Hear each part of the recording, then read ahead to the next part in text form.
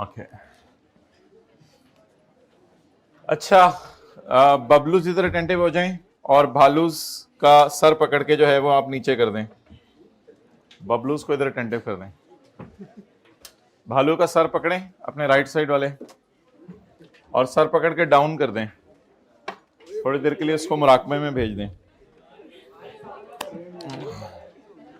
भाई चार्जर भी लगा दो।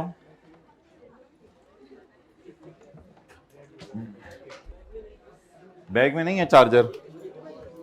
फिर इनसे ये पड़ा हुआ यार, बच्चा बगल में डंडोरा शहर में। साथ वाले को बहुत हंसी आ रही है।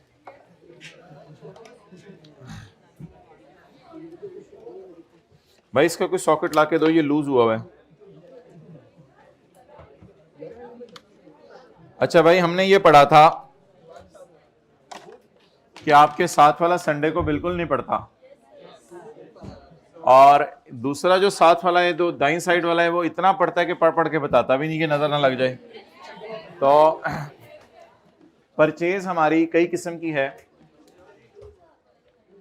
अच्छा, जो फिक्स्ड एसेट की परचेज है उसके बारे में हम, दांत अंदर, फोन बंद कर लोगे ऑटो पे अंदर हो जाएंगे। फिक्स्ड एसेट की जो हमारी परचेज है उसके बारे में हमने पढ़ा था कि अगर प्लांट और मशीनरी है तब रिकॉर्ड करने की इजाजत है, और अगर कोई अदर परचेज है, किस पेज पे लिखा था ये? 21 के पहले पेज पे। साथ वाले के मत्थे पे चिस्पा भी करना है क्लास के बाद। तो जो फिक्स्ड एसेट की परचेज है, अगर वो प्लांट एंड मशीनरी की है तो रिकॉर्ड करने की इजाज़त है, अदर्स है तो रिकॉर्ड करने की इजाज़त नहीं है। रॉ मटेरियल की परचेज रिकॉर्ड करने की इजाज़त है, बिजली के बिल रिकॉर्ड करने की इजाज़त है। सर्विसेज पे अगर सवाल कह देगा परचेज रिकॉर्ड करेंगे तो करेंगे, और अगर सर्विसेज पे सवाल नहीं कहेगा तो परचेज रिकॉर्ड नहीं करेंगे। बस साथ साथ पहली रो में बातें करेंगे। ये सबसे मेन ऑब्जेक्टिव होगा हमारी क्लास का आज। ओके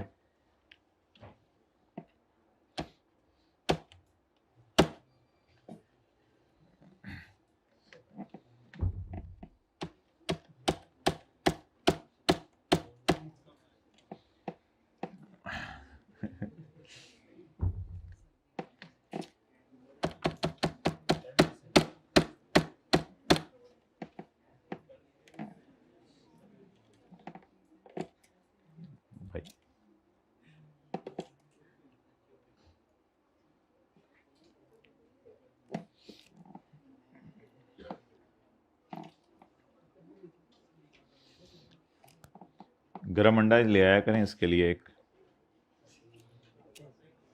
ना पूरी क्लास में बोलता रहता है।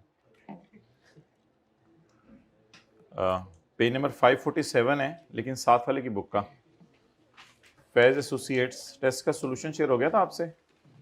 नहीं भाई, उसको फोन करके कहो अब्दुल्ला को टेस्ट का सॉल्यूशन शेयर कर दे। फैज एसोसिएट्स पिछले टेस्ट का, अगले टेस्ट का इंशाल्लाह कर देते हैं आपसे। Faiz associate is partnership concern and registered under Sales Tax Act 1990. बेटा page 547, as manufacturer cum distributor following information has been provided by FAS for the month of January 2018। जनवरी 2018 के महीने की उसने ये इन्फॉर्मेशन आपसे शेयर की है। बट टेक लगा के बैठ जाए, आसान सी चीजें। Sale to registered customers.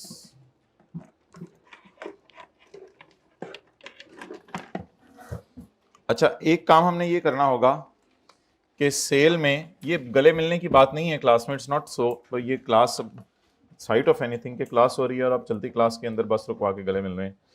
तो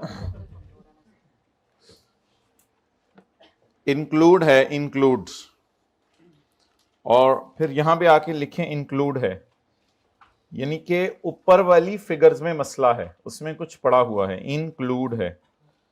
और इसके अलावा मुझे पूरे सवाल में इंक्लूड नहीं मिल रहा। हाँ, अगले सवाल में वो रहने दें।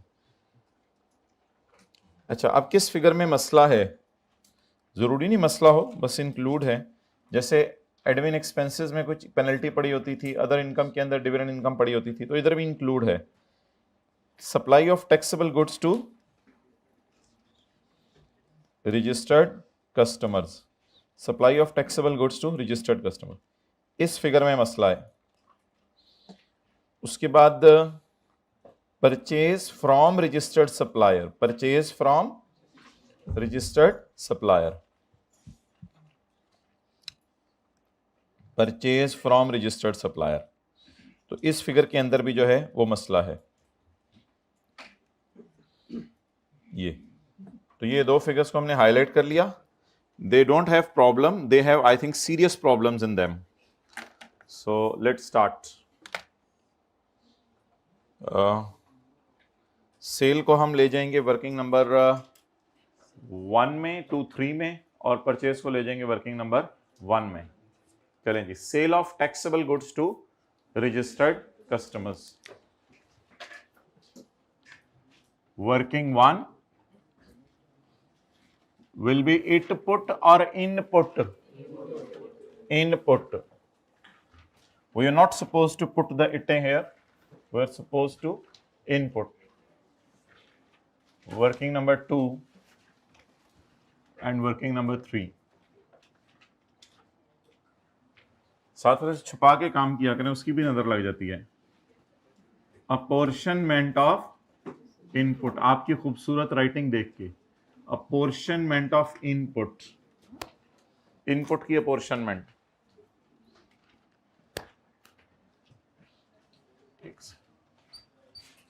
टैक्सेबल सेल, माशाल्लाह 1 से लेकर 10 तक भी आपने साथ वाले से छुपा के किया काम। कभी पेपर में भी कुछ पूछ रहा होता था तो आप नहीं बताते थे माशाल्लाह। अच्छा, खुद पूछ रहे होते थे हम। अस्तगफिरुल्लाह, कैसे कैसे बच्चे आ रहे हैं।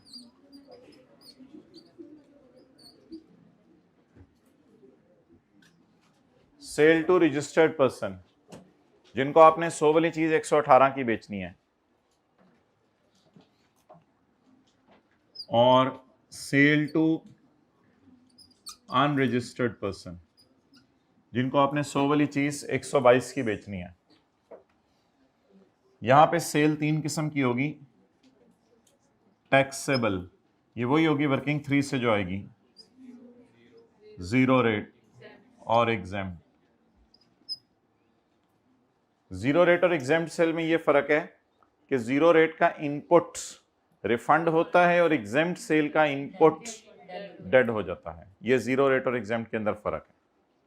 ये अभी आप इधर बैठे हुए थे, ये आए हैं, रख के लगाओ इसको, लेट आया है। अच्छा जी,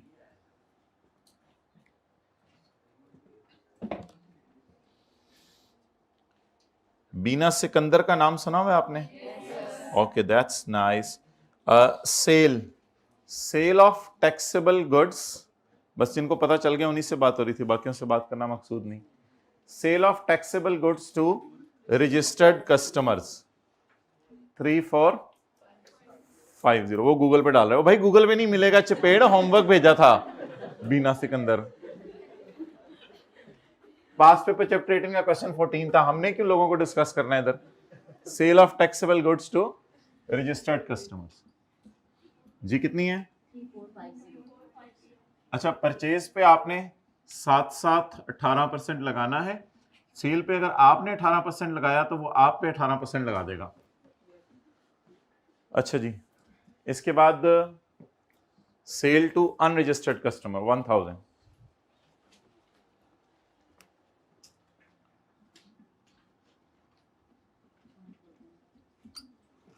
चलें जी, कुछ लोग नोट नहीं कर रहे, यहां तक इतना नोट कर लें सारा, फिर आगे चलते हैं। फेस के लिए साथ वाले का फेस छोड़ दिया करें, फिर उस पर इंशाल्लाह हम नोट कर लेंगे। ओके,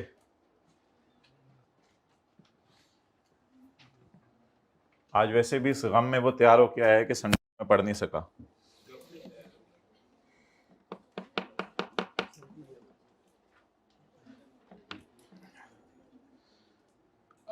अच्छा जी, अच्छा मैंने आपको बताया हमने न्यूमेरिकल्स शुरू कर दिए हैं, लेकिन ऑब्वियसली इसमें सारी चीज़ें वो नहीं होंगी जो हमने क्लास में पढ़ी होंगी, तो इसलिए कुछ बातें भी आपको पता चला करेंगी।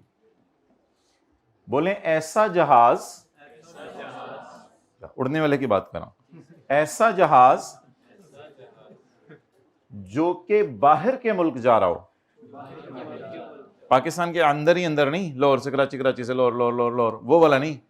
ऐसा जहाज जो पाकिस्तान से बाहर के मुल्क जा रहा हो, ऐसा जहाज जो पाकिस्तान से बाहर के मुल्क जा रहा हो, और आप उसको ऐसी चीजें बेचें जो रास्ते में दौराने जहाज की फ्लाइट इस्तेमाल हो जानी है। मिसाल के तौर पे नहीं, फ्रिज तो अगर जहाज को बेचे तो वो तो जहाज वाले फ्रिज में लगा लेंगे, वो फ्रिज तो कई साल चलेगा, रास्ते में इस्तेमाल तो नहीं हो जाएगा। खाना खाने की चीजें, टिश्यू पेपर, भाई को याद आ रहे हैं बड़े, टिश्यू पेपर, सही बोल रहे हैं, बिल्कुल सही बोल रहे हैं। तो खाना खाने की चीजें, शैम्पू तो पता नहीं, वो तो जहाज में वो बाहर चले जाओ, वो 2 मिनट में कहते हैं बाहर आओ, तो शैम्पू कहाँ, अच्छा जीप जीप बातें कर रहे हैं। तो कंज्यूमेबल गुड्स, बस रूल ये है, कंज्यूम। अगर आप जहाज को ऐसी चीजें बेचें, कोई भी जहाज मिले आपको जो बाहर के मुल्क जा रहा हो, अगर आप किसी भी जहाज को जो कहां जा रहा हो, आपने कई जहाज देखे हैं ना दुनिया में जो बाहर के मुल्क जा रहे होते हैं, तो बैठे बैठे कहते हैं मैं यूरोप जा रहा हूं, जहाज, तो कई जहाज ऐसे होते हैं जो कहां जा रहे हो, बाहर के मुल्क। अगर वो जहाज, उसको आप ऐसी चीज बेचें जो जहाज वालों ने रास्ते में इस्तेमाल कर लेनी है, पेट्रोल भी हो सकता है, खत्म भी हो जाता है रास्ते में, तो पेट्रोल भी हो सकता है, तो कोई भी चीज जो जहाज ने रास्ते में क्या कर लेनी है, वो जीरो रेट हुआ करेगी। वो क्या हुआ करेगी, जीरो रेट। तो इसलिए इसको जीरो रेट में डाल दें। फिलहाल रूल लिखने की जरूरत नहीं है, वो हम पढ़ लेंगे कहीं। तो ये जीरो रेट सेल कितनी हो गई, 5 लाख, 500। अब इसके अंदर वाले कॉलम में मैंने लिखा है please here, let her enjoy. Okay, चलें जी, ये अगली एक चीज आपके सामने आई है, इसका बताएं।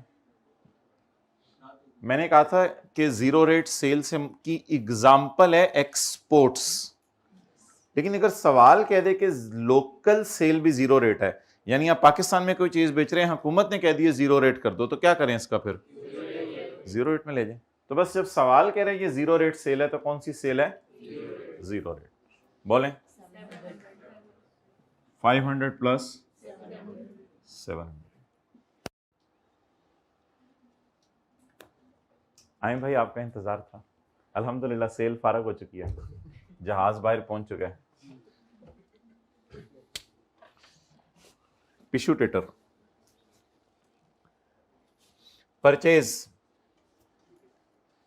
परचेज फ्रॉम रजिस्टर्ड सप्लायर्स,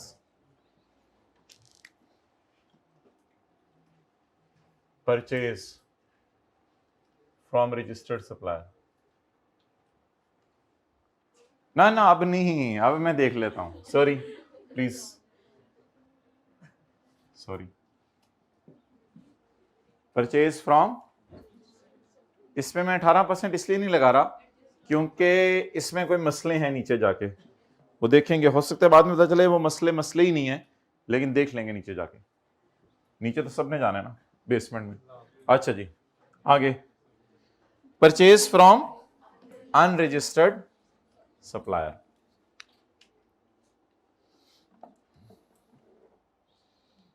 ये आपसे 12 बात हो चुकी हुई है। सेल टू रजिस्टर्ड, जब होंडा वाले डॉलेंस को गाड़ी बेचें तो 18% लगाएं, और जब होंडा वाले बुरे बच्चे को गाड़ी बेचें तो उससे गाड़ी के पैसे 22% लें उस पर, और अगर वो नहीं देता तो उसको गाड़ी बेचे ही ना। लेकिन अगर आप चीज़ें खरीदने जाएं जनरल टायर से, अगर आप चीज़ें खरीदने जाएं जनरल टायर से, रजिस्टर्ड सप्लायर से, तो आप 18% लगा लें। लेकिन अगर आप चीज़ें खरीदने जाएं अनरजिस्टर्ड सप्लायर से, अनरजिस्टर्ड बंदे से, एक ऐसी दुकान के ऊपर चीज़ें खरीदने जाएं जिस दुकान ने अपने आप को सेल्स टैक्स में रजिस्टर ना करवाया हो, तो फिर ऐसी सूरत में आप उस परचेज पे 18% पे ना करें। तो ये नोट कर लें, परचेज फ्रॉम अनरजिस्टर्ड पेपर में हमेशा क्या करनी है, और सेल टू अनरजिस्टर्ड इग्नोर नहीं करनी।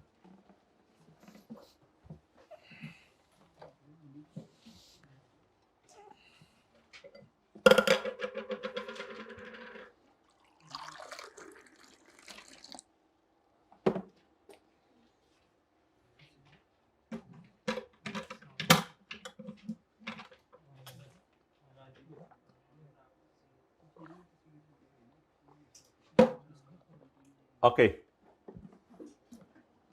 मेरे पास भी है मोबाइल, क्यों दिखा रहे हो अपना मोबाइल हमें? अच्छा,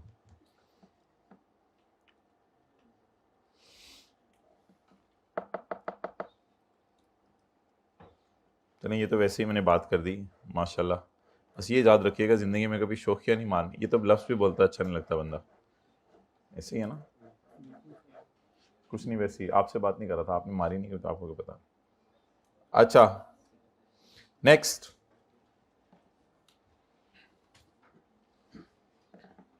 परचेज फ्रॉम अनरजिस्टर्ड सप्लायर। इसे क्या करें, इग्नोर करें। Purchase from of ₹450। देखें ना, आप किसी दुकान से चीजें खरीदने जाएं, उसने अपने आप को सेल्स टैक्स में रजिस्टर ना कराया हो, तो आपको डीओजी ने बीआईटी की है कि आप जो है वो वहां पे टैक्स पे करेंगे। निगोशिएशन कर लें हाइब्रिड में, 4th लास्ट रो में। निगोशिएशन का रिजल्ट मुझे जरूर बताना है पर्ची पे लिख के। अच्छा जी, exempt goods from registered supplier, इसका जरा बताएं क्या करना है। आप एक चीज खरीदने गए हैं रजिस्टर्ड बंदे से, हुकूमत ने वैसे उस पर टैक्स आजकल माफ किया हुआ है, हुकूमत कहती है इस पर टैक्स नहीं लगना। ऐसी परचेज है जिस पर टैक्स नहीं लगना। अब 18% लगा दूं परचेजेस में जाके, या इग्नोर कर दूं? बस अंडरलाइन कर लें एग्जेम्प्ट। तो आज हमने पढ़ा कि परचेज भी एग्जेम्प्ट हो सकती है। अभी तक हम क्या समझ रहे थे, सेल है, तो परचेज भी एग्जेम्प्ट हो सकती है। रजिस्टर्ड से तो कोई फर्क नहीं पड़ता। अच्छा देखिए, अब 3 किस्म की चीजें बन गई। सारे ऊपर मुंह करें और आंखें नीचे। अच्छा, अच्छे बच्चे से टैक्सेबल चीजें खरीदी तो ठीक है, 118 की खरीदें। इधर नीचे आए, ये जो मेरी उंगली है यहाँ पे, अच्छे बच्चे से एग्जेम्प्ट चीजें खरीदी, ठीक है, टैक्स पे ना करें। इसे मिसाल के तौर पे मैंने आपको बताया था, फल हैं उन पे हुकूमत ने टैक्स नहीं लगाया हुआ, दालें हैं उस पर टैक्स नहीं लगा हुआ। तो किसी अच्छे बंदे से जाके, अच्छी दुकान से, रजिस्टर्ड दुकान से आपने जाके कोई फ्रूट खरीद लिया, तो आप बस परचेज पे ये माल्टा ना टैक्स दे, कोई मसला नहीं। सिमिलरली अगर आप बुरे बच्चे से टैक्सेबल चीजें भी खरीद लें, तो जाहिर बात है वो दुकान ही ऐसी जगह पे उसने खोली हुई है, उसको खुद ने टैक्स ले भी लेगा तो हुकूमत को उसने पहुंचाना नहीं, वो तो पहले छुप के काम करे, उसने अपने आप को अनरजिस्टर्ड रखा हुआ है। तो आप उसको 18 दे के आएंगे, उल्टा जो है वो और ज्यादा अपना भी नुकसान करेंगे, हुकूमत तक भी नहीं वो 18 जाना। तो इसकी तो कोई लॉजिक ही नहीं यहाँ पे टैक्स पे करने की। तो इसलिए यहाँ पे क्या लगाएंगे, 18%। इसे पेपर में इग्नोर करेंगे, इसे भी पेपर में इग्नोर करेंगे। चलें जी,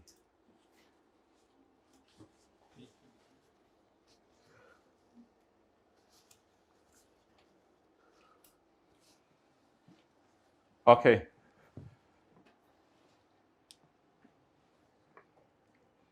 परचेज किन गुड्स की, ऑफ ₹600।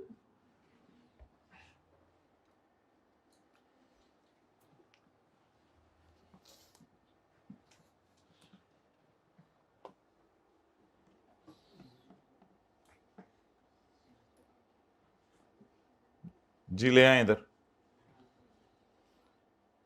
इनपुट पिछले महीने का माइनस नहीं हो सका, तो ये न्यूमेरिकल के फेस पे जाके माइनस कर देंगे।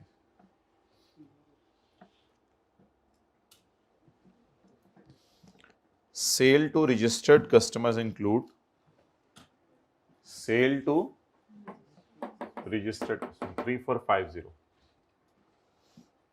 इंक्लूड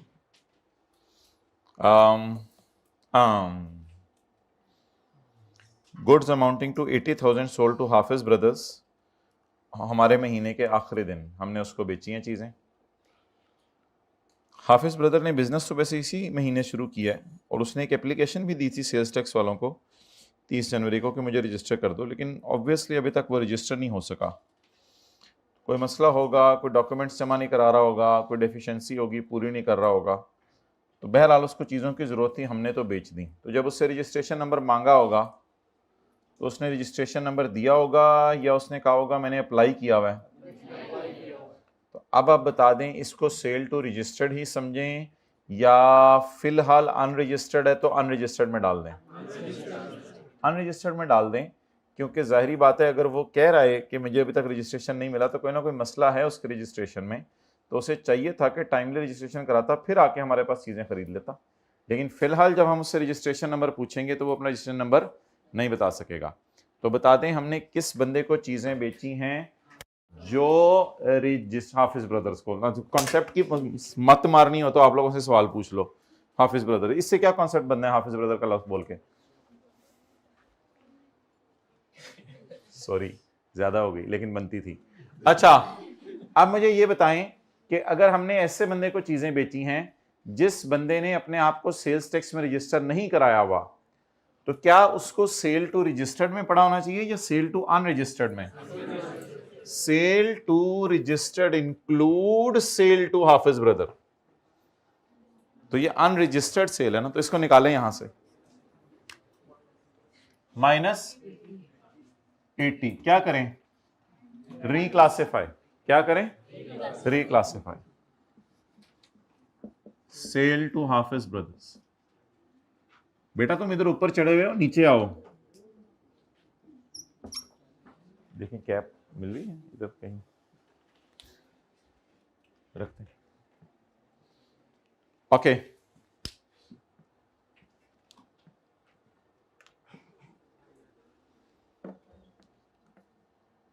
नेक्स्ट,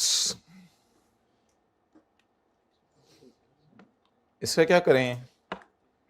ये तो अभी पढ़ा, ये तो लगा शुक्र कॉन्सेप्ट पढ़ा ही हुआ है आपने। सेल्स में इंक्लूड है 6 लाख रुपया, goods having sorry include 6 lakh नहीं है, include goods having fair value of which was sold to Parveen for 5 lakh. हमने बेची 5 लाख की हैं, तो परवीन फैज की खाला निकली। फैज कौन है? हमारे सवाल वाला बंदा। तो परवीन फैज की क्या है? खाला है। तो एन एसोसिएट, फुफ्फो समझ लें, जो मर्जी समझ लें, सास समझ लें, सॉस, चिली सॉस, जो मर्जी समझ लें।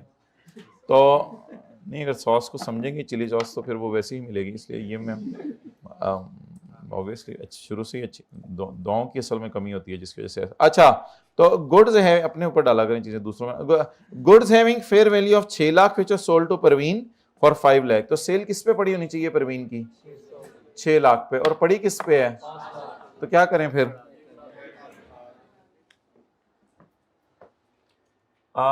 माइनस करें 5 लाख और इधर ही डाल दें सेल टू परवीन बाजी जी। कितने की? 600। हमने कितने की बेची हैं? 5 लाख की, लेकिन मार्केट वैल्यू क्या है? 600। 100 ऐड करना है या 500 माइनस करके 600 ऐड करना है? प्रॉपरली रिक्लासिफाई करें। चलें जी आगे।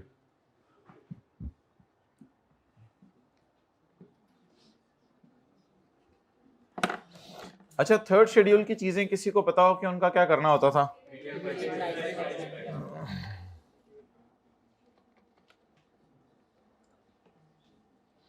भाई ये कीबोर्ड चेंज करा दें, इसका पता नहीं एम काम नहीं कर रहा।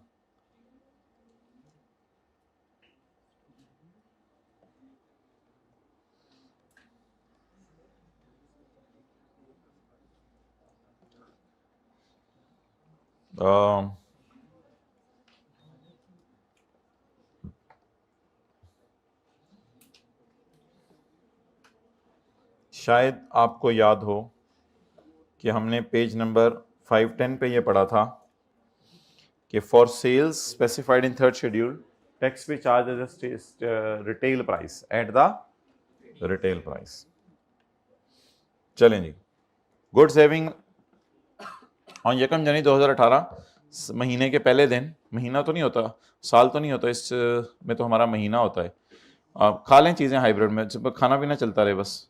ऑन 1 जनवरी 2018 को FA launched toothbrush which is covered under third schedule. इसने टूथब्रश लॉन्च किए हैं जो कि थर्ड शेड्यूल के आइटम है। तो थर्ड शेड्यूल के आइटम्स की क्या खासियत है? Retail price. Retail price of toothbrush 100 रुपया, एक टूथब्रश 100 रुपए का, एक टूथब्रश 100 रुपए का, एक टूथब्रश 100 रुपए का। However, being the first month of launching, लेकिन क्योंकि हमारा पहला महीना है, इसलिए हाइब्रिड में आखिर में बातें करते हुए it was sold at a discounted price of 75। और अल्हम्दुलिल्लाह इलाके वालों के टीथ बहुत टीथी थे, तो that's why they bought 4000 toothbrushes. So what a record sale it is. अब बोलें क्या करें? ये सेल किस पे पड़ी हुई है? 75 पे। तो हमने क्या कहा था, डिस्काउंटेड प्राइस पे सेल रिकॉर्ड करनी है या रिटेल प्राइस पे? डिस्काउंटेड प्राइस पे सेल रिकॉर्ड करनी है या रिटेल प्राइस पे? Not at discounted price. तो सेल किस पे पड़ी हुई है? 4000 को जरब दें 75 से, जवाब बताएं। 3 लाख। लेकिन 4000 असल में तो मैंने 100 पे रिकॉर्ड करने हैं। 4 लाख किसे कटें, किससे डालें? 3 लाख को कट दें, तो सेल डिस्काउंट पे पड़ी हुई है। आंखें खोल के क्लास लेनी, संडे को भी नींदें पूरी नहीं हो रही। अच्छा,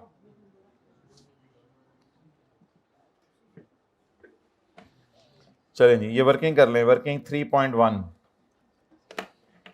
माइनस 300 प्लस 400। वर्किंग 3 के नीचे छोटी सी वर्किंग 3.1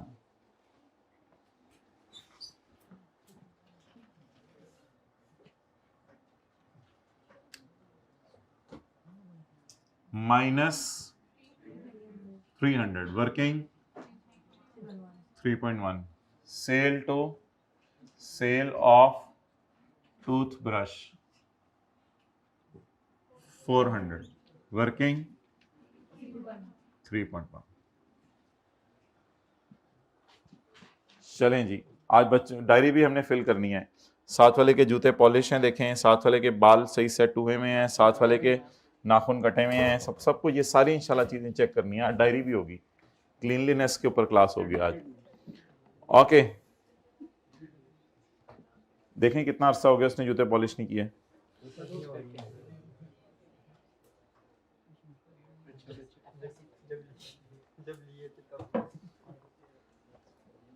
चलें आगे। Purchase from registered supplier include, very smooth and easy चीजें जा रही हैं, बस तसल्ली से अटेंटिवली समझते रहें। Purchase from registered supplier include purchase of 2 AC for FA's new office. भाई कीबोर्ड किधर से, ये डेल से मंगवा रहे हैं आप? ओरिजिनल कीबोर्ड मंगवा रहे हैं? पता करें, तो कुछ जाना पड़ेगा, इस तरह मुझे नहीं लगता आएगा।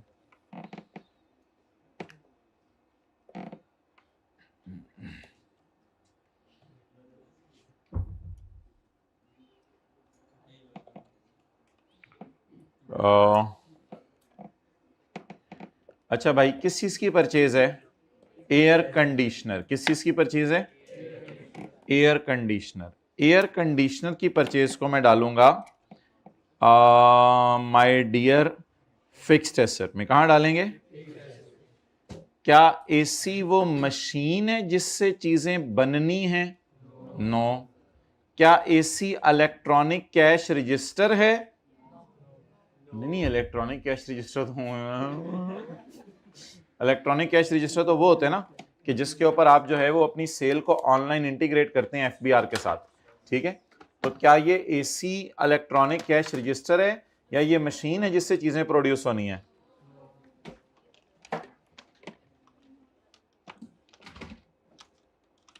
जबरदस्त, माशाल्लाह, जज़ाकल्लाह, सुभान अल्लाह। अच्छा जी, आप बताएं क्या करें? AC पे परचेज रिकॉर्ड करें ना करें?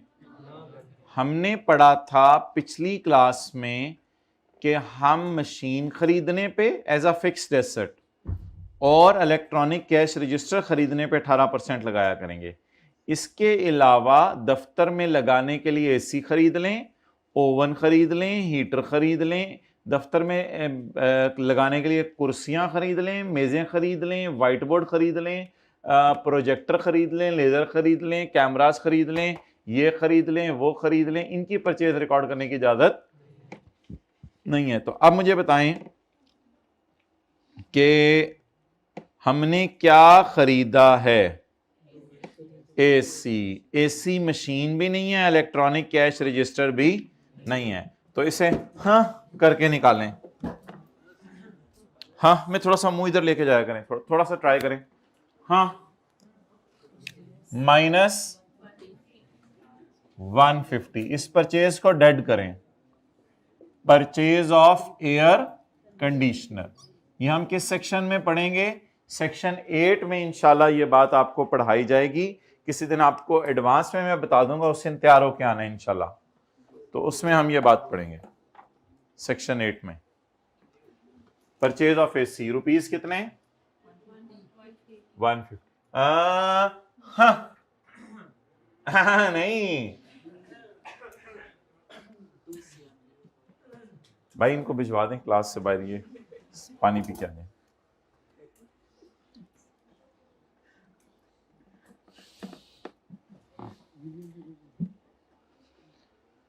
परचेज में एक बिल पड़ा है, चलें कुछ लोग उधर नोट कर रहे हैं,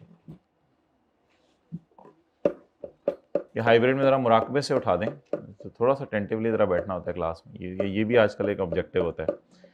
परचेज में पड़ा है, अब मैं अगर हर एडजस्टमेंट करा के इधर आके ऐसे बैठा करूं, फिर उठा करूं, फिर क्या असरात होंगे आप लोगों पे? वही मेरे साथ हो रही होती है। मैं कोई एडजस्टमेंट कराता हूँ, कोई इधर जाके बैठा होता है, कोई ऐसे, किसने तो दीवार के साथ पूरी क्लास, कैसे कैसे बच्चे। एन इनवॉइस, कोई हो जाता है इंसान। An invoice of 1 lakh dated 22 January issued by Taqi. अच्छा, जाहिर बात है हम जब चीजें परचेज करते हैं तो बिल अगला बंदा इशू करता है। यार नहीं यकीन आ रहा, साथ वाले को ले जाएं, गोरमे की ब्रेड दिलवा दें, इसको पता चल जाएगा। तो गोरमे वाले इनवॉइस इशू करेंगे ना जब आप चीजें खरीदने जाएंगे। तो जब हम चीजें खरीदने जाते हैं तो अगला बंदा क्या करता है? दुकानदार क्या करता है? चीजें भी देता है और साथ उसका बिल भी बना के देता है। एक चीजें हमने खरीदी हैं लाख रुपए की, तकी कारपोरेशन। हाउएवर तकी कारपोरेशन को हुकूमत ने ब्लैक लिस्ट कर दिया हुआ है। किया 6 दिन बाद उसको ब्लैक लिस्ट कर दिया और उसको लुक लगा के सड़क पे घुमाया, तो इसको ब्लैक लिस्ट करना कहते हैं, तो उसे बदनामे ज़माना हो गया। तो हम पढ़ेंगे कि अगर वो बंदा जो कि बाद में पता चला बदनाम है और आप उससे पहले मिलते थे, तो ये भी जुर्म है, ये भी जुर्म है। आपको पता होना चाहिए था ये कुछ गड़बड़ बंदा है। हुकूमत को तो कब जाके पता चला ये गड़बड़ है? 28 जनवरी को। लेकिन आप उससे पहले मुलाकातें करते थे, आपको पहले पता होना चाहिए था। आपका तो रोजाना उठना बैठना उसके साथ था, कभी कोई चीज खरीदने गए होते थे, कभी कोई चीज खरीदने गए होते थे। तो हम आने वाले दिनों में पढ़ेंगे कि ब्लैक लिस्टेड बंदे से की हुई पुरानी परचेजेस भी डेड हो जाएंगी। हालांकि ब्लैक लिस्ट अभी हुआ है, लेकिन इससे की हुई पुरानी परचेज भी आपकी डेड हो जाएगी। तो ये परचेज किससे की है? नहीं, काले से नहीं, काले से कर सकते हैं परचेज, मैंने तो काले से मना नहीं किया परचेज करने से। ये परचेज किससे की है? Black -100।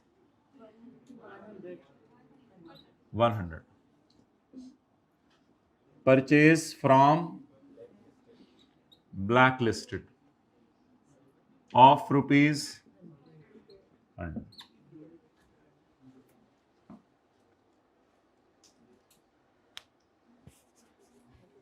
Okay,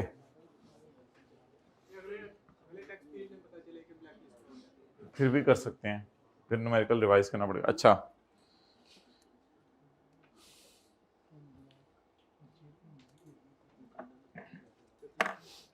ji my dear,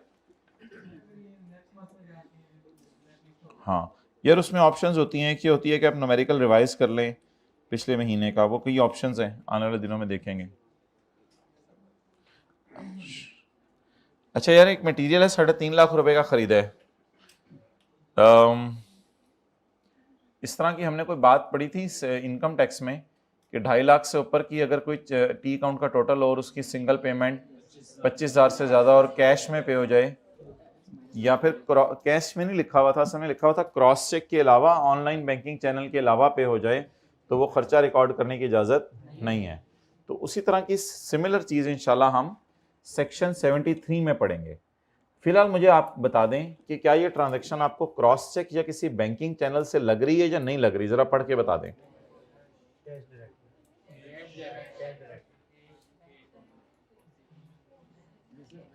असल में ट्रांजैक्शन का बैंकिंग चैनल से होने के लिए शर्त है कि एक के अकाउंट से पैसे निकलें और दूसरे के अकाउंट में पैसे जाएं। तो ये जरा देख के बताएं।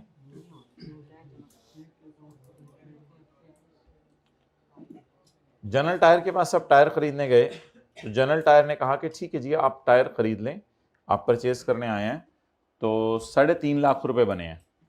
तो आपने 3.5 लाख रुपए का जो है वो चेक तो आपके पास था नहीं, आपने ब्रीफ केस खोला और 3.5 लाख रुपए के नोट गिनने लग गए।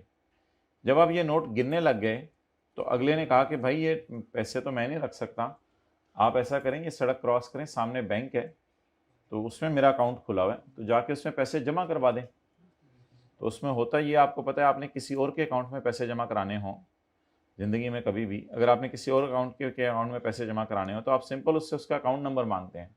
मिसाल के तौर पे इमरान खान ने जरदारी ने आपसे पैसे मांगे, उन्होंने कहा यार आप स्टूडेंट हो, मुझे ज़रा पैसे चाहिए थोड़े से, तो इन्होंने आपसे पैसे मांगे, आपने कहा यार चलो यार दे ही देते हैं, 100 रुपया दे देते हैं, 100 रुपया यार मेरी तरफ से, चलो यार।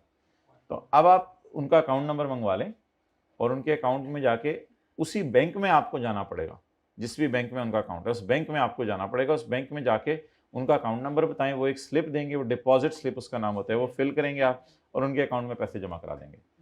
आप बताएं इससे क्या हुकूमत को पता चलेगा किसके अकाउंट से पैसे निकले? नहीं, लेकिन ये तो पता चल जाएगा किसके अकाउंट में पैसे गए, लेकिन ये मसला अपनी जगह रहेगा कि किसके अकाउंट से पैसे निकले। इसलिए ये भी बैंकिंग चैनल की ट्रांजैक्शन नहीं समझी जाएगी। Material worth ₹3 lakh, payment was made by depositing cash, आपने चेक दिए उसे या उसके अकाउंट में जाके कैश डिपॉजिट कराया है directly into the bank account of supplier. Supplier कौन होता है? जिससे हम चीजें खरीदते हैं। कस्टमर कौन होता है? जिसको हम चीजें बेचते हैं। सप्लायर कौन होता है? तो मैं होंडा एटलस कार हूं, तो मैं टायर खरीदने गया हूं, तो मैंने अगले के अकाउंट में पैसे डिपॉजिट करा दिए हैं, ये मेरे से गड़बड़ हुई है।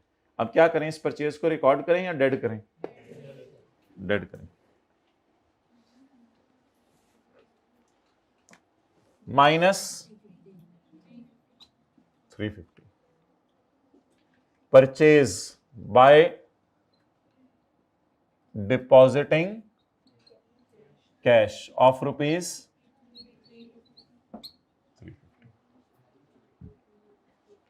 मजा आ रहा है? नहीं आ रहा तो गरम अंडे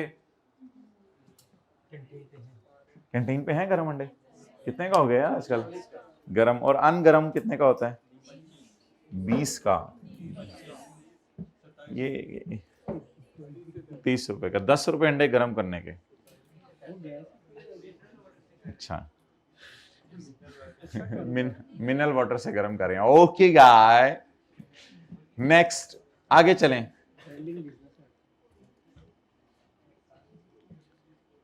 मटेरियल वर्थ ₹2 लाख। क्रेस्ट हमने पढ़ा था कि एफबीआर का कंप्यूटर सिस्टम है, शायद आप लोगों को याद हो।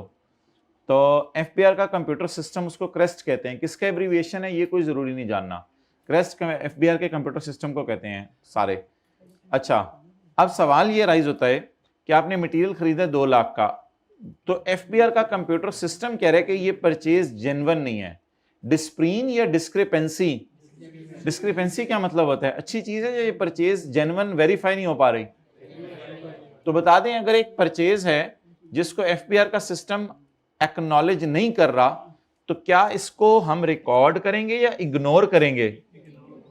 इसको इंशाल्लाह हम आने वाले दिनों में पढ़ेंगे सेक्शन 8 से, लेकिन अभी तो लॉजिक की बेस पे आपसे मैंने बात कर दी है कि लॉजिक की बेस पे ये परचेज रिकॉर्ड नहीं होनी चाहिए। इस परचेज को भी क्या कर दें? डेड कर दें। माइनस, मेरे पास अब जगह नहीं है, मैं -200 यहां लिख रहा हूं। परचेज, आगे बोलें। परचेज फॉर विच डिस्पेंसरी नहीं, माय डियर, डिस्पेंसरी नहीं, डिस्पेंसरी नहीं, डिस्क्रिपेंसी, ₹200। भाई हो सकता है किसी ने डिस्क्रिपेंसी ही बोला हो, लेकिन साथ वाले के चेहरे पे स्माइल लाने के लिए ऐसी बात की जाती है, क्योंकि ये पूरा दिन मुंह बसोर के संडे को बैठा रहा है।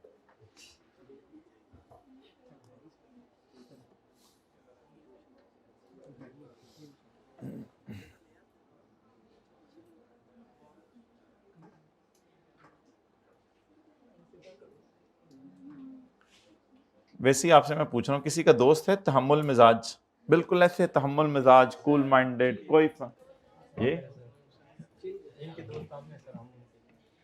वो अपने आप को तहम्मुल मिजाज कह रहे हैं? यार हद होगी यार। आखिरी बुलेट मारते हैं जी। अब आप लोग शील्ड तैयार रखें या मैं बुलेट मारने लगाऊं? एक न्यू मशीन खरीदी है जो कि इस्तेमाल भी शुरू कर दिया है। मशीन की परचेज तो मैंने आपको कहा था रिकॉर्ड करने की इजाजत है, लेकिन मशीन की परचेज पे ना और इलेक्ट्रॉनिक कैश रजिस्टर की परचेज पे लॉ मेकर खुश होता है। मशीन की परचेज पे और कौन सी परचेज पे? इलेक्ट्रॉनिक कैश रजिस्टर की परचेज पे कौन खुश होता है? लॉ मेकर खुश होता है। ऐसी हैं जिसपे लॉ मेकर क्या होता है माय डियर? खुश होता है। एक किस पे? मशीन की परचेज पे, और दूसरा किस पे? इलेक्ट्रॉनिक कैश रजिस्टर पे। अब जरा जाके देखते हैं कि ये परचेज किस चीज की है? मशीन की। इस पे 18% लगाने की इजाजत है, लेकिन इसके लिए न्यूमेरिकल के फेस पे अलग जगह है। Less input on fixed asset, input on machine, इसलिए इसको परचेज से निकाल के परचेज में ही डाल दें। तो इसका फिलहाल यहां से निकालें -350, और इस पे 18 भी लगाना है। चल तू जगह दे दे थोड़ी सी। अच्छा, -350 करके इसको ना जरा नीचे लाएं, परचेज ऑफ मशीन, और इसकी हेडिंग दे दें इनपुट मशीन। इसकी हेडिंग क्या दे दें? Input machine. इनपुट मशीन 350 ज़रब 18%,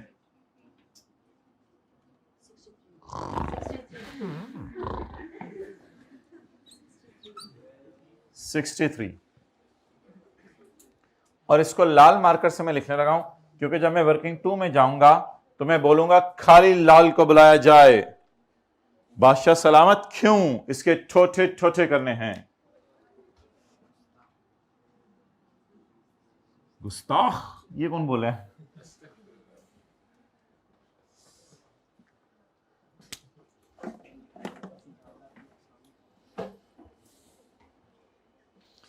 अच्छा जी,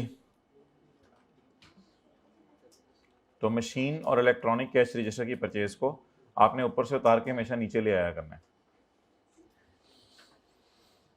जैसे सेल में भी एक चीज को नीचे ले आया करते हैं ना, सेल टू अनरजिस्टर्ड, तो इनपुट में भी इसका इनपुट जरा नीचे ले आया करना है। अच्छा, अब ये सब कुछ खत्म हो गया है, तो यहां पे ब्रैकेट क्लोज करके 18% लगा दें। अब मैं कैसे लगाऊं यहां पे? ये -150 -100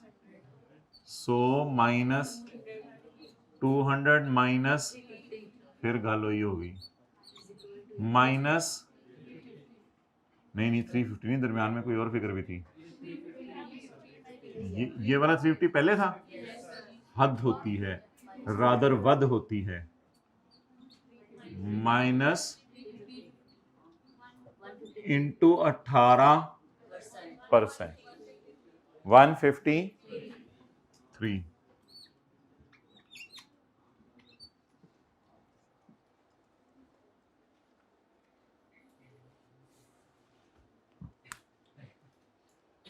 चलें जी, सवाल की दो बड़ी एडजस्टमेंट्स हो गई।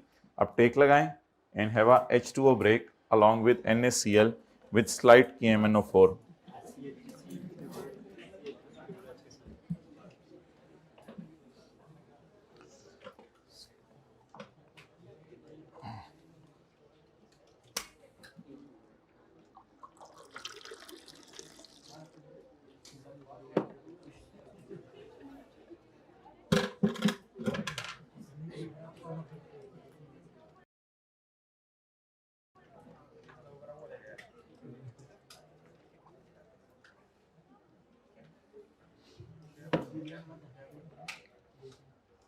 Guys you took it serious, आपको हाजत नहीं थी पानी पीने की, फिर भी पानी पी रहे हैं कुछ लोग। प्लीज बी टेंटिव, आ जाएं आगे।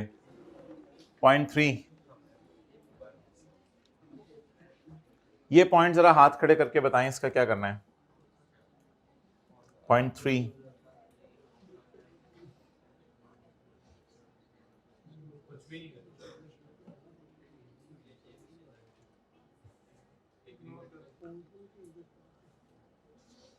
भाई अगले 6 महीने तक तो वो मैंने बात की थी ना कि आपने कोई परचेज का बिल आपसे गुम हो गया है, सुनते नहीं बातें, कोई परचेज का बिल आपसे गुम हो गया है तो वो अगर आपको अगले 6 महीने में भी परचेज का बिल याद आ जाए तो रिकॉर्ड कर लें, वो तो अलग बात है ना। अभी मैं पूछ रहा हूँ इस पॉइंट का क्या करना है, तो क्या करना क्या है इसको, कुछ भी नहीं करना जी। कोई और कोई बता दे। नहीं परचेज तो ये है ही नहीं कहीं भी, पता नहीं परचेज का लफ्ज क्यों बोल रहे हैं, परचेज तो ये है ही नहीं, ये तो सेल है, सेल है ना, सेल है, इससे परचेज तो नहीं है ये।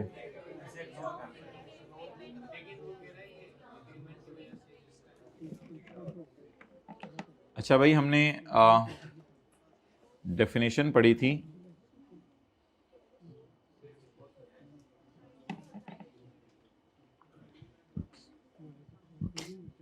नहीं एग्रीमेंट वाली तो बात नहीं है, वो तो हायर परचेज एग्रीमेंट था, नहीं अर्लियर। अभी तो कॉन्सेप्ट बिल्कुल सीधा सा है, the time at which the goods are delivered और मेड अवेलेबल। तो 1 जनवरी को एफए ने एग्रीमेंट किया मजीद सन के साथ कि मैं तुम्हें चीजें बेच दूंगा 2,25,000 की, अभी डिलीवर नहीं की, एग्रीमेंट की है फॉर सेल, तुम्हें बेच दूंगा।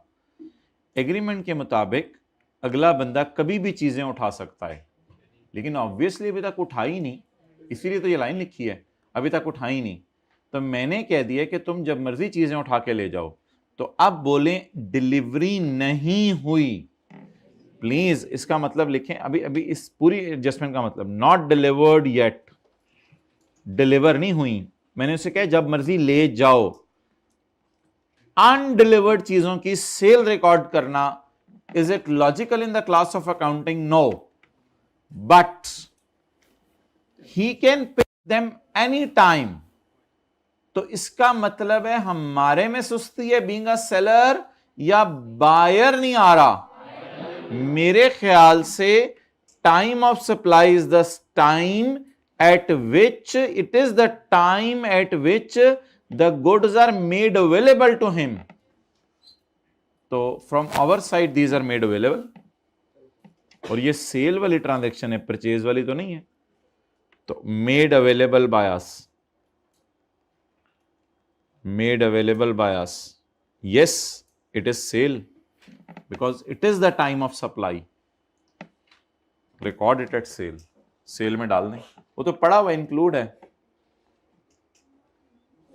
सेल में तो पड़ा हुआ है। नहीं नहीं नहीं, इंक्लूड तो सिर्फ ये ऊपर वाले दो थे, अगलों के साथ तो इंक्लूड नहीं लिखा हुआ, तो सेल में डाल दें।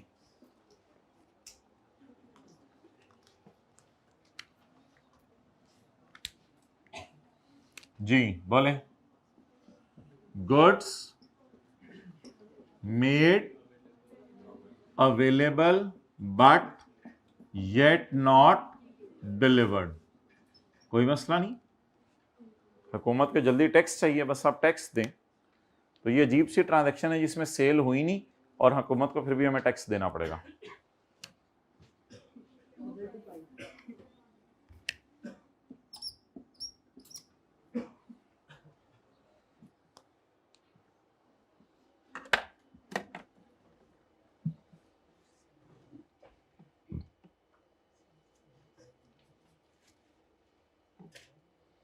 Okay next, sales tax of 70,000, 45,000 and 68,000 was paid in cash on बिजली, गैस एंड टेलीफोन। ये कॉन्सेप्ट तो इनकम टैक्स से हम उठा लेते हैं। इनकम टैक्स में आपको याद है हमने पढ़ा था बिजली के बिल वगैरह कैश में पे हो, तो दैट्स वाई सेल्स टैक्स में भी यही रूल है कि बिजली के बिल वगैरह कैश में पे हो सकते हैं, तो इसमें कोई प्रॉब्लम नहीं। बिजली के बिल वगैरह कैश में पे हो सकते हैं जैसे इनकम टैक्स में होते थे। अच्छा मुझे बताएं, ये पेड वाली साइड पे, परचेज वाली साइड पे डालूं या सेल वाली साइड पे डालूं? सेल के लिए वर्किंग 3 है, परचेज के लिए वर्किंग 1 है। सेल वाली साइड पे डालूं, हम वापडा वाले हैं, बिजली बेच रहे हैं या हम बिजली खरीद रहे हैं? खरीद रहे हैं ना बिजली, तो फिर किस में डालें? परचेज। तो परचेज में ध्यान रखना है, साथ साथ कितने परसेंट लगाने? 18%। साथ साथ कितने परसेंट लगाने? 18%। लेकिन अनलकीली इस सवाल में लिखा हुआ है सेल्स टैक्स, तो इसलिए उसने नीचे डाला हुआ था कि सारी फिगर्स 100 पे पड़ी हैं जहां एप्लीकेबल हो, और जहां आपको लगे कि नहीं एप्लीकेबल ये बात, तो फिर हो सकता है कुछ फिगर्स में ऑलरेडी 18 पे ही पड़ी रहने दूं। तो ये फिगर ऑलरेडी 18 पे पड़ी हुई है, तो इस पे 18% लगाएंगे तो आपका 18 हो जाना है। जी बोलें। इनपुट ऑन बिल्स, अभी मैंने आपको वो डायग्राम दिखाई थी कल कि बिजली के बिलों वगैरह और इन चीजों पर परचेज पे 18% लगाने की इजाजत है बबलू बोंगू है, नहीं क्यों बोला? बिजली के बिल वगैरह या कोई भी बिल लोन पे 18% लगाने की इजाजत है। ये याद है ना, परचेजेस में पड़ी थी चीजें। बोले जी। 7T प्लस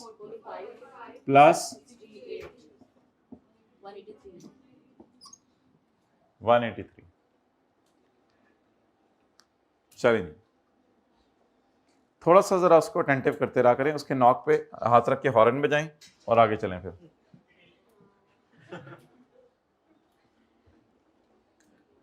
आवाज भी निकालनी होती है ना साथ।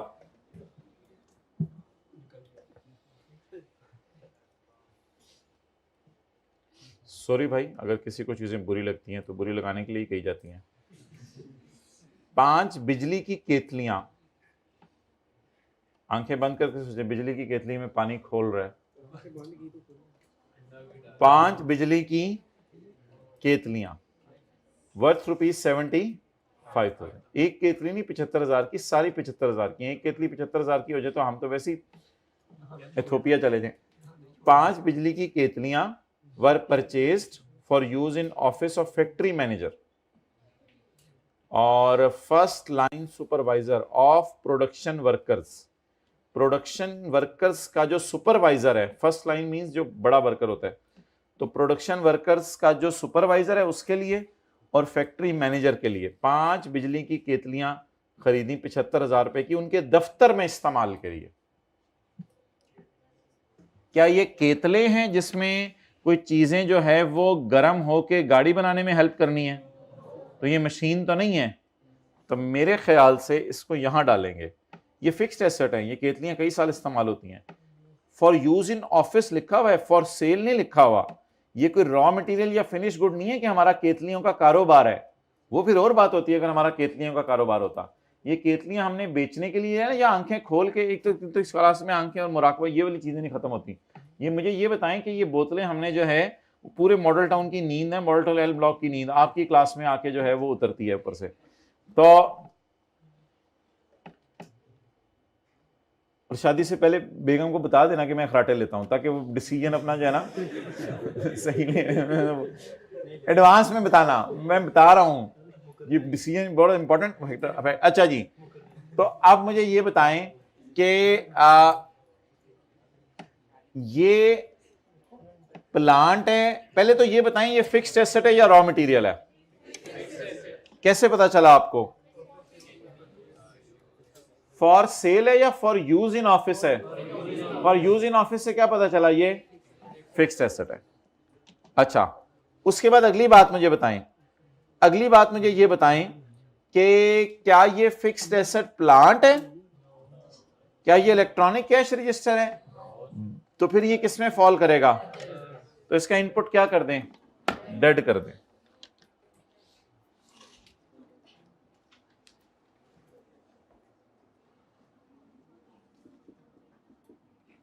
इनपुट ऑन बिजली की केटल्स, ये वाली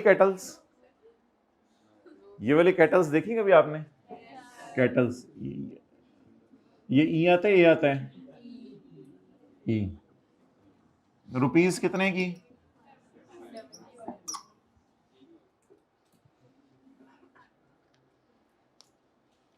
चलें जी आगे।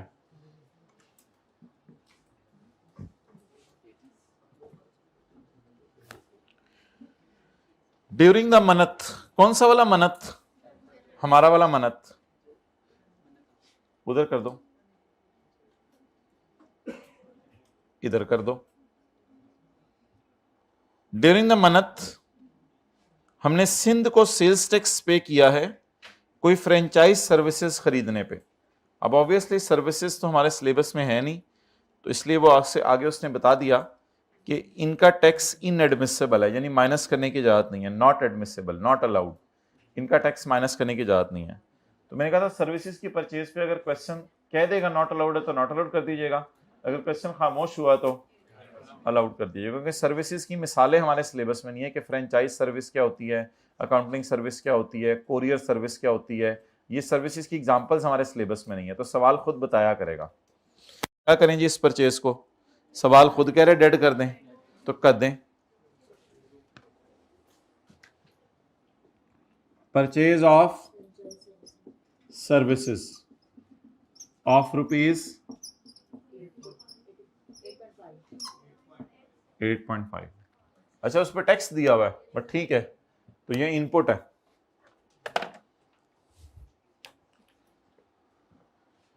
इसका वैसे इनपुट नहीं लिखना चाहिए था, यहां परचेज ही लिखना चाहिए था हमें, जो बिजली की केतलियां थी, लेकिन इसका इनपुट दिया हुआ है, डायरेक्ट टैक्स दिया हुआ है।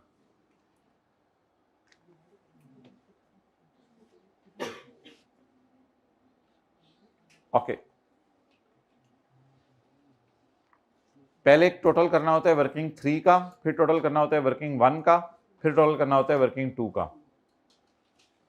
312 बोले, 312 312, चले 3 को पहले टोटल करें, फिर 1 को, फिर 2 को। कितना? 2570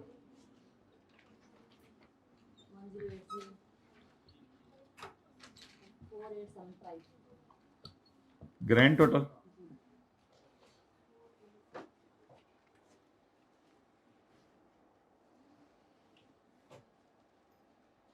हाँ,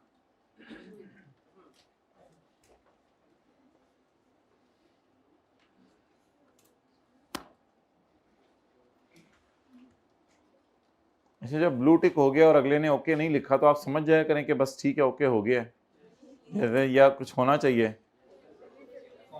कुछ कॉल करके आता है कि जवाब क्यों नहीं दिया मुझे, आप जवाब ही दे दो, गली मुझे। अच्छा जी, अब टोटल्स वर्किंग 3 के हो गए। 4875 को इधर बुलाएं, बेटा इधर आना जरा। ये 1200 एग्जाम्ड सेल हमारी आज 0। हमने कोई गुल खिलाया इस सेल वाला, ऐसा गुल खिलते खिलते रह गया, तो हमने एग्जाम्ड सेल आज नहीं की।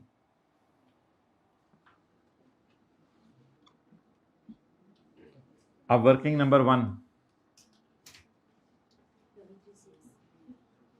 336।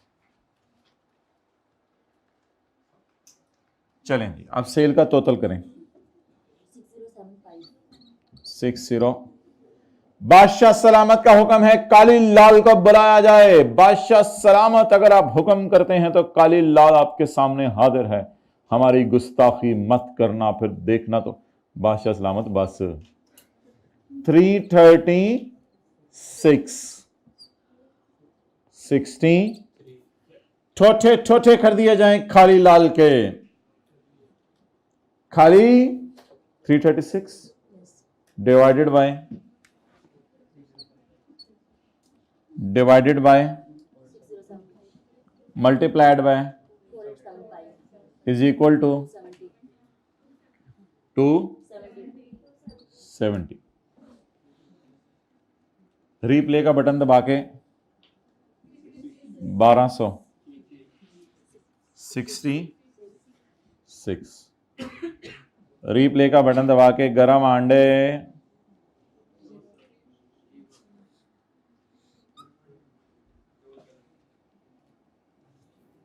बादशाह सलामत काली के छोटे छोटे कर दिए गए हैं आपके ऑर्डर पे। चलो ठीक है, अब लाल के भी छोटे कर दिए जाएं। बादशाह सलामत आपसे रहम की अपील की जाती है, नहीं कोई रहम नहीं, छोटे किए जाएं। चलें जी करें। 51 होली होली छोटे करो उनकी छेती। 1200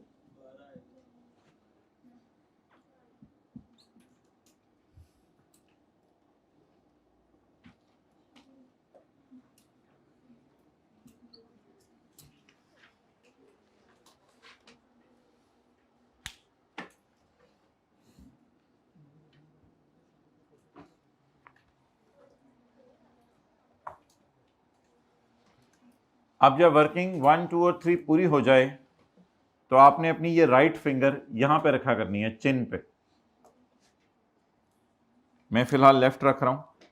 ये यहां से फेस न्यूमेरिकल का इसके चिन से शुरू करना है, यहां से मेडिकल कॉलेज में क्लास हो। अच्छा, यहां से शुरू करना है, यहां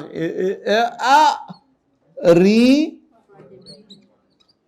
fundable on 0 rate sale. 0 rate sale का रिफंड 66 प्लस 78।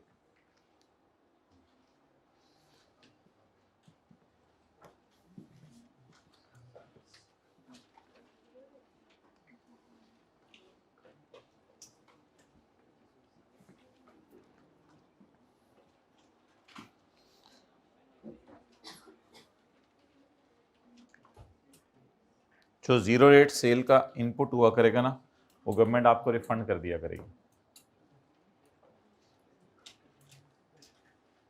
असल में पहले दिन अगर आपने क्लास ली हो तो आपको याद होगा, मैं 1200 पे 0% लगाया था। 1200 पे 0% लगाया था, इनमें से ये दोनों माइनस किए थे, तो इसका रिफंड हुआ है। अब आपकी नजरें सिर्फ, अब खूब नज़रों की हिफाजत की ज़रूरत है क्योंकि सवाल में फिगर्स बहुत ज़्यादा हैं और जो मैं बताऊंगा आपकी उन पे नज़र होनी चाहिए।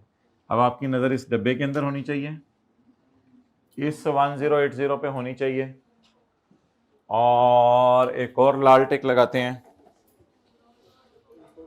पिछले महीने का इनपुट जो माइनस नहीं हो सका, इसके अलावा आपकी नज़रें जिधर भी गई तो आप डी ट्रैक हो रहे हैं।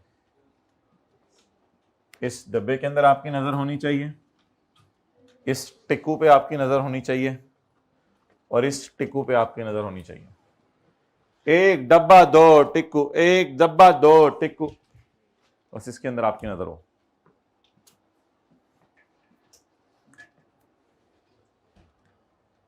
और बॉल पॉइंट खुल गई, सवाल का फेस बनना शुरू हुआ। साथ वाले के मत्थे के टॉप पे हाथ रखें जहां से उसके बाल निकल के पीछे की तरफ जा रहे हैं। जी, फैज एसोसिएट।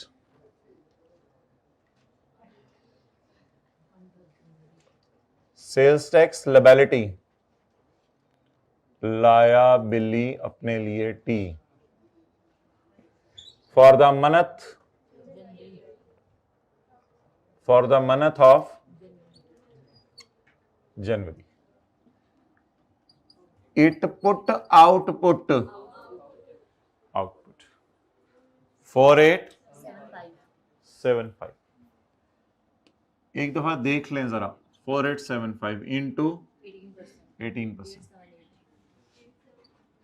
878 less input. अच्छा, इस इनपुट को हम कहा करेंगे अदर्स और इसको कहा करेंगे मशीन, लेकिन वो नीचे जा चुका हुआ है अब। अच्छा, अब ये नहीं करना कि अब नजर इधर ही रखनी है बस। 270 और 51,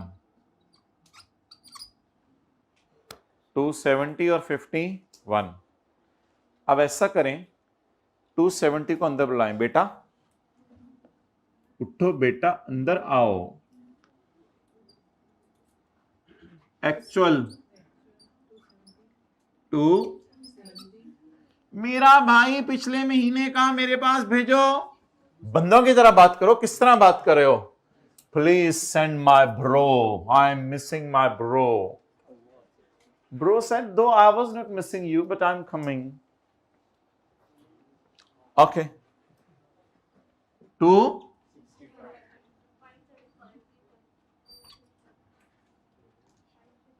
530, 90% of 878.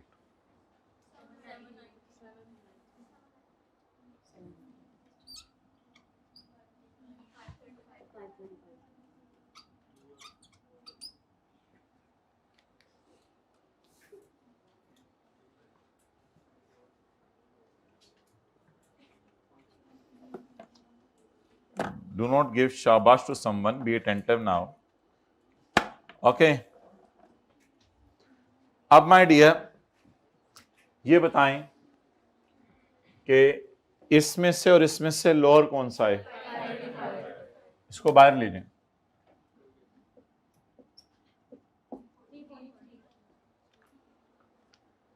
अब मुझे बताएं अगले महीने कैरी फॉरवर्ड कितना करना है जो अगले महीने के न्यूमेरिकल में माइनस होगा। इन दोनों का डिफरेंस लें। 255, 255, 255, 255। कितना माइनस करने को दिल चाह रहा था? 790। कैसे, क्या मतलब? एक्चुअल माइनस करना होता है ना, एक्चुअल से ज्यादा तो नहीं माइनस करना होता। आप 790 तो नहीं वो माइनस करने देंगे, आपके चाचे के पुत्र तो नहीं है। कितना एक्चुअल था? चले 535। कितना एक्चुअल था? और माइनस भी कितना हुआ? कोई है ही नहीं तो उसको फिर कभी कैसे माइनस करें? तो प्लीज ऐसे भी हो सकता है कभी। हाँ, अगर ये 535 की बजाय 792 आता तो फिर 790 बाहर जाता और आप कहते 792 मेरा माइनस करने को दिल चाह रहा है। वो कहता नहीं 790 कर ले, तो फिर 2 कैरी फॉरवर्ड करके फिर कभी। ये कितने लोगों को समझ आ गई बात? ठीक है, मैं आंखें बंद कर रहा हूं, आगे होगी सबको। जी बोलें। आसान सी बात है भाई, जब एक्चुअल ही माइनस हो रहा है तो फिर कोई बेनिफिट देने की तुक नहीं बनती ना। उसका एक्चुअल इनपुट कितना है और लॉ मेकर कह रहे हैं यही माइनस कर लो, तो फिर बेनिफिट क्या देना है उसको? अब ये कैरी फॉरवर्ड कुछ नहीं होगा।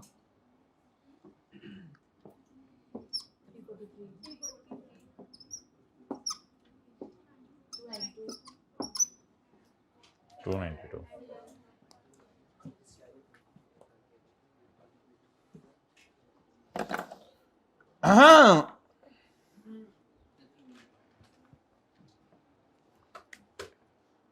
and last but not the no it is last and least as well.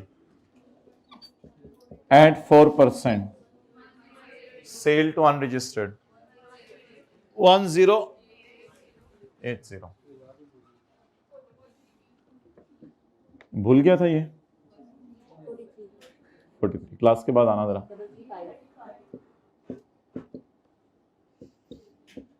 आ ही ना जाए।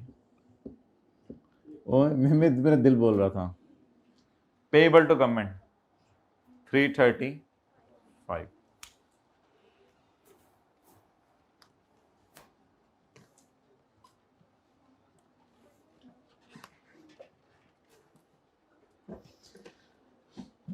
ऑनलाइन वालों, भाइयों, खुदा के लिए जिंदगी में कभी आ जाओ जूम मीटिंग में। कुछ ऐसे स्टूडेंट है जो जिंदगी में कभी जूम मीटिंग में नहीं आए। आप लोगों की आवाज़ सुन लें, आप लोगों का इलाका पता चल जाए, आप लोगों का कोई मसले मसाइल हैं वो पता चल जाएं।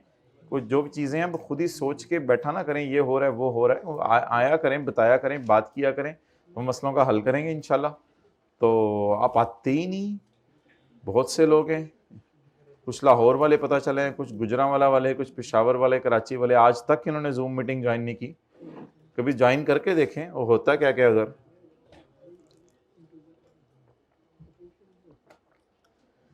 पचासीवें लेक्चर में हमें ये बता रहे हैं, शुरू में बता देते तो हम भी आ जाते। कभी जूम मीटिंग नहीं ली उसने। सिप्तैन नाम है उसका। सिप्तैन खड़े हो जाएं। कितने लेक्चर पेंडिंग है उसके? आपका दोस्त भी है कासिम इलाका? ठीक है कासिम भाई, सियालकोट से कभी आइएगा तो मिलिएगा। अच्छा जी, और इस दफ़ा इंशाल्लाह हम कोशिश करेंगे जो जूम मीटिंग हो ना ऑनलाइन वालों, उसमें आपके पेरेंट्स को भी बुलाया जाए और आपकी रिपोर्ट शेयर की जाए उनसे। अच्छा जी, तो शायद 0 अटेंडेंस होगा इस दफ़ा। Page 547 is done. इस पे अपने साइन कर दें।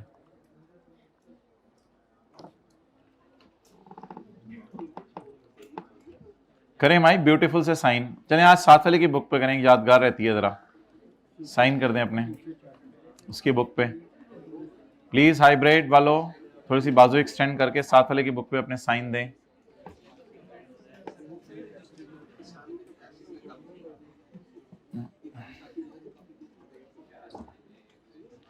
चलें जी, शुक्रिया लिख के आगे चलें।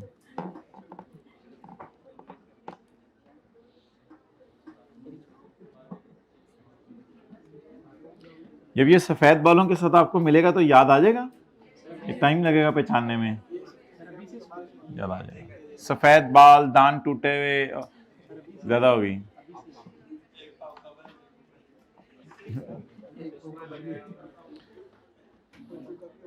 अच्छा जी, अब माय डियर आप ऐसा करें, माजरत, अब आप ऐसा करें कि बीणा सिकंदर की तरफ आ जाएं। Beena Sikandar, Beena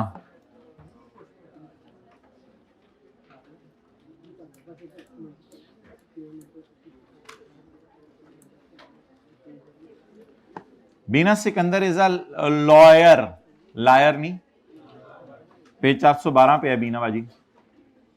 Beena Sikandar is a lawyer and owns a law firm. नौकरी नहीं कर रही, owns a law firm. Page number 412, full stop तक मैंने पढ़ा है अभी। Beena Sikandar is a lawyer and owns a law firm. तो बीना सिकंदर एक बिजनेसमैन है।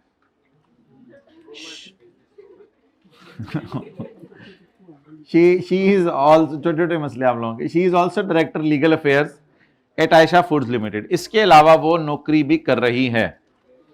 Details of her income for tax year 2012 are as follows. Revenue, salaries, gift, donation, lease charge, income tax. अच्छा जी,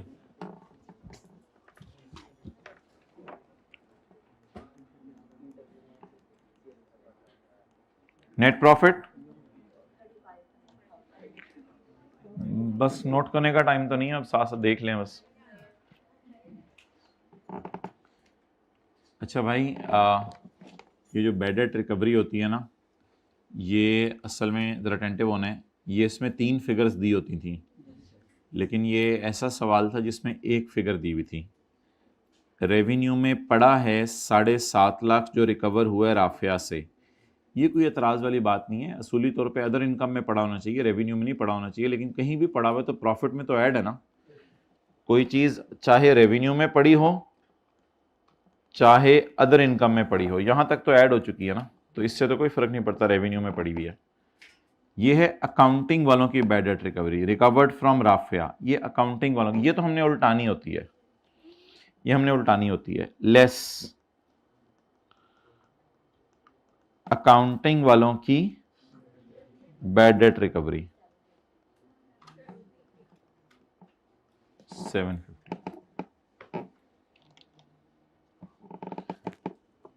in respect of a bad debt recover हुआ अल्हम्दुलिल्लाह, जो कि right of हो गया था while calculating taxable income for 2010, जो कि हमने राइट ऑफ कर दिया था 2010 की टैक्सेबल इनकम निकालते हुए।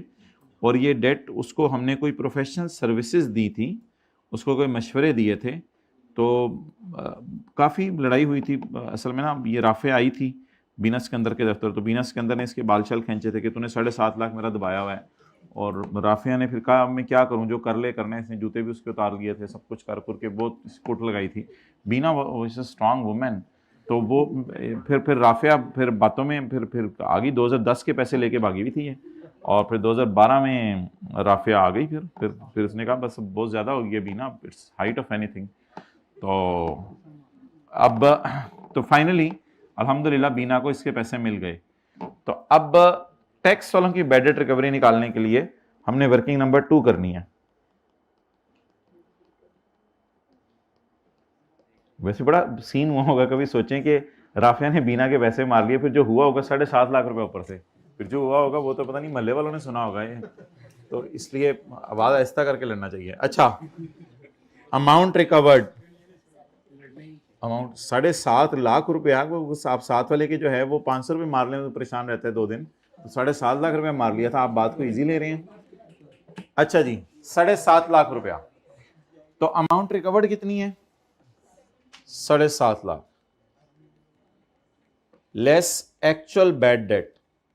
अच्छा, एक्चुअली कितने लेके भागी थी? अब ये कहीं बताया नहीं हुआ, तो क्या क्या कहूं, जो लेके आई ये वही लेके भागी होगी ना।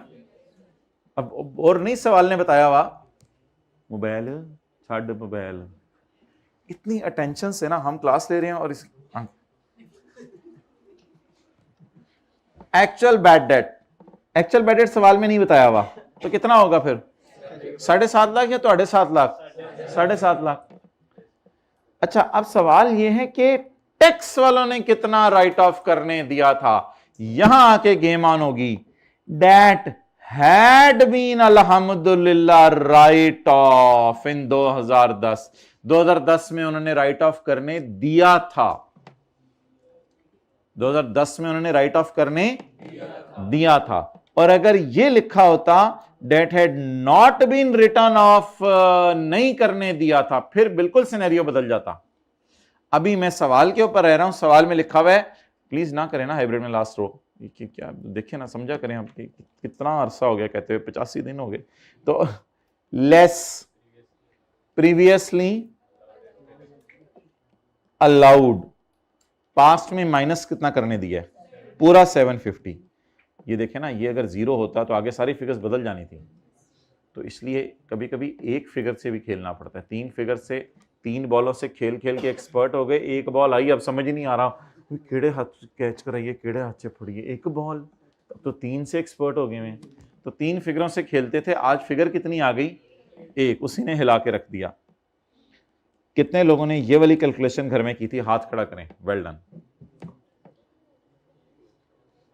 जिन्होंने हाथ नहीं खड़े किए हुए थे ना, उनकी ऐसे आंखें खुली नहीं थी और थोड़ा सा मुंह। 750। अब ये किनका वाला बैड डेट रिकवर्ड है? टैक्स वालों का।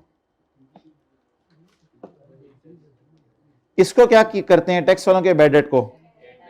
बैड डेट नहीं, सॉरी, बैड डेट रिकवरी को क्या करते हैं? ऐड करते हैं। अब कुछ बच्चे क्लास को आके सवाल पूछते हैं कि आ जाके खोती बोर्ड थले लेस भी कर दी, ऐड भी कर दी, गलती हुई होगी, लेकिन करना है आपने। सॉल्यूशन में भी हुआ हुआ ऐसा? ओके। नहीं, वर्किंग शो करना कोई इतना जरूरी नहीं। अगर आप ऐसे कर दो, ये वाला 750 इस तरह लिखो और उससे माइनस करो, फिर इस वाले 750 में से ये वाला 750 माइनस करके और ये ले आओ। ये इस तरह भी वर्किंग शो कर सकते हैं। Amount recovered less actual bad debt less previously allowed reduction. बिल्कुल वर्किंग टू की कोई नंबर नहीं है, मैं सीरियसली बता रहा हूं। इसने सही सवाल पूछा है, मैंने भी सही जवाब दिया है, बिल्कुल एक्सेप्टेबल है इस तरह माय डियर।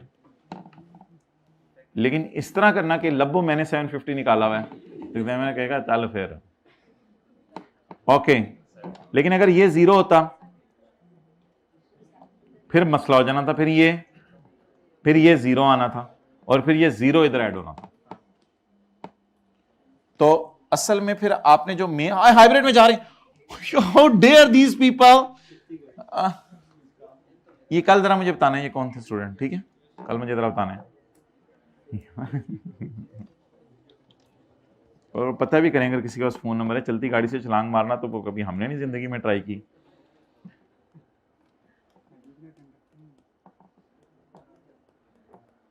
चलें, कल मैं आपको इसकी तस्वीर खींचने दूंगा, अभी आगे चलें, अगली एडजस्टमेंट पढ़ें। और अगर इधर लिखा होता है had not been written off तो फिर कहानी बदल जाती। सैलरी में 50,000 और 70,000 पड़ी है बीना, बीना अपने आप को तनख्वाह दे रही है, पागल ही होए। ओ बाजी तेरा अपना बिजनेस है, नहीं मेरी कुछ नौकरी, मेरी तनख्वाह रखो मेरे बिजनेस में, मेरी तनख्वाह लेने की आदत पड़ी हुई है, चपेड़, तेरा अपना बिजनेस है। एड बीना सैलरी इनटू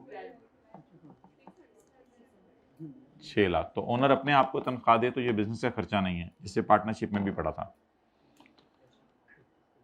अपने भाई को तनख्वाह दे रही है, उसका भाई उसके बच्चों को देखते है जब वो दफ्तर के अंदर आके लड़ रही होती है राफिया से, नहीं नहीं नहीं सॉरी, उसका भाई तो उसके दफ्तर के काम देख रहा है, फिर तो भाई नहीं है, फिर तो ये लाइन पढ़ने के बाद, ये लाइन पढ़ने के बाद हमें पता चला कि ये तो नौकर है।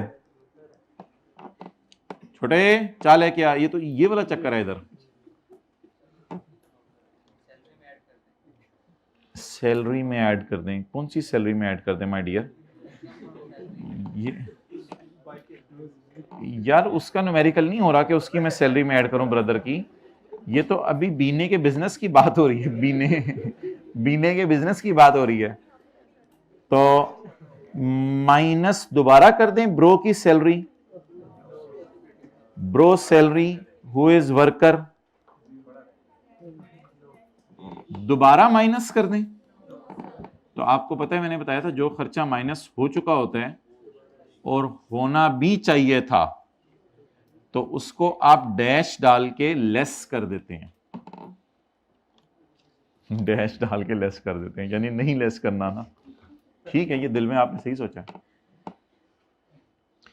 गिफ्ट्स उसने अपने क्लाइंट्स को दिए हैं, जब कभी राफिया पहली दफा आई होगी कोई अपना केस लेके, उस वक्त तो होता है राफिया को भी गिफ्ट दे दिया हो, कहा वापस कर मेरे गिफ्ट, तो इसने सही चीखा था उस दिन, मैं आपको बता रहा हूं 2010 में क्या हुआ था। अच्छा, गिफ्ट्स देती रहती है, अपने क्लाइंट्स को गिफ्ट दे देती है, कोई डायरीज वगैरह कोई और चीजें, अपने बेटे को गिफ्ट दे रही है, बिजनेस का खर्चा है वीना, हुन नहीं वीना एने हुन सानू भी पता है, तू ओदे खिच ले बाल सानू, रियली सॉरी यार, it was all intentional. And donation, ये दोनों बिजनेस के खर्चे, लेकिन क्लाइंट्स को गिफ्ट देना कहीं नॉट अलाउड में नहीं है, बिजनेसेस क्लाइंट्स को गिफ्ट देते रहते हैं, ये बिजनेस का नॉर्मल खर्चा है। तो लेस क्लाइंट के गिफ्ट्स कोई मसला नहीं है और ये खर्चों में पड़े हुए हैं, लेकिन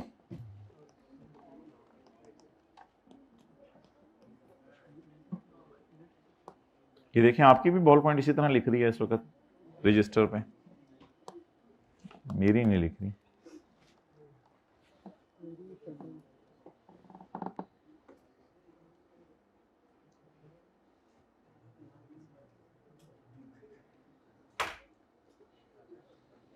मैं भी सवाल करके आ जाता, मैं भी आज डिस्कशन बड़े मजे में ले रहा होता, काश मैं भी सवाल करके आ जाता। एड सन, गिफ्ट टू सन, मेरे सूरज, मेरे चांद, मैं बबलू, तू दफ्तर आ गया, ये ले 50,000 रुपए। अम्मी वो राफिया बाजी से आप लड़नी थी भी आवाजें, बेटा चुप, तू गिफ्ट ले जा घर 50। अम्मी कौन है ये राफिया बाजी? ये बेटा ये जिसके बाल मेरे अम्मी, हाँ तो एक दो तो उतर ही आते हैं ना, इंसान है क्या ग्लू से लगाए हुए हैं। एंड टू, सॉरी भाई अगर किसी को बुरा लग रहा है, really sorry, I will try to maintain this example next time इंशाल्लाह। डोनेशन बोलें, अच्छा इसको रिक्लासिफाई करना है, जब न्यूमेरिकल का फेस आएगा तो इसका टैक्स क्रेडिट देना है। एक व्हीकल है जो वो सिर्फ दफ्तर के कामों में इस्तेमाल कर रही है, उसने बैंक से लीज पे ली हुई है, तो इसकी अकाउंटिंग डेप्रिसिएशन और इंटरेस्ट ऐड करके रेंटल माइनस करना होता है। ये बिजनेस के लिए यूज हो रही है ना। तो लीज शुरू हुई है 1 मार्च को। लीज चार्जेस में सिक्योरिटी डिपॉजिट पड़ा हुआ है 5 लाख का। भाई ये security deposit by default refundable होते हैं, तो इसलिए ये बिजनेस का खर्चा नहीं है। ये जो चीज़ वापस मिल जानी है, जो चीज़ आपको रिफंड हो जानी है, वो कैसे खर्चा है आपका। एक दफ़ा पहले भी हमने किया था कतील वाले क्वेश्चन में, उसमें हमने ये पढ़ा था कि बिजली का मीटर लगवाया था तो हमने सिक्योरिटी डिपॉजिट जमा करवाया था। तो सिक्योरिटी डिपॉजिट्स लिख लें, बिजनेस का खर्चा नहीं होता। सिक्योरिटी डिपॉजिट जो पे करते हैं वो बिजनेस का खर्चा नहीं होता, क्योंकि सिक्योरिटी क्या मिल जानी है वापस। एक दफ़ा हमने सिक्योरिटी पे की थी बिजली का मीटर लगवाने के लिए, आज सिक्योरिटी किस लिए पे की है? गाड़ी को लीज पे लेने के लिए। सिक्योरिटी इसलिए शायद पे करनी पड़ी कि कल कलां को डर है कि हम गाड़ी लेके भाग ना जाएं, तो फिर बैंक वाले आके बीना के साथ लड़ेंगे। ओके, तो चलें जी, क्या करना है आप? ऐड कर दें सिक्योरिटी डिपॉजिट। ठीक है बेटा, जाओ आप दरवाजा खोल दें इनको। कितना? 500।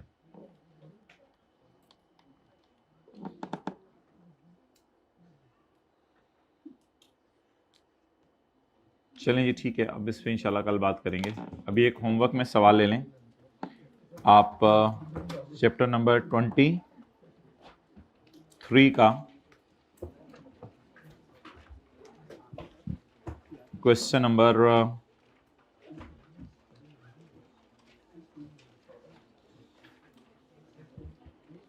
8। नहीं, एक और है, क्वेश्चन 10। अच्छा, वैसे ही आपसे एक चीज पूछ रहा हूं, इस सवाल में उसने पूछी होगी, परचेज का बिल आपके नाम का होना चाहिए या आपके अंकल के नाम का? हमारे नाम का। बस ये आप लोगों ने सही जवाब दे दिया है। अच्छा, अब इस सवाल में कोशिश कीजिएगा आपका पेएबल टू गवर्नमेंट मैच कर जाए पहली ट्राई में। तो एक तो हमने क्लास सर वाला सवाल दोबारा करना है, फैज वाला, एक बीना वाला सवाल दोबारा करना है, और एक मिस्टर क्लेवर वाला सवाल करना है। और फिर जब टाइम बच जाएगा तो फिर चैप्टर 2 इंशाल्लाह आप जरा रिवाइज कर लें, वो भूल चुका है आपको। चैप्टर 2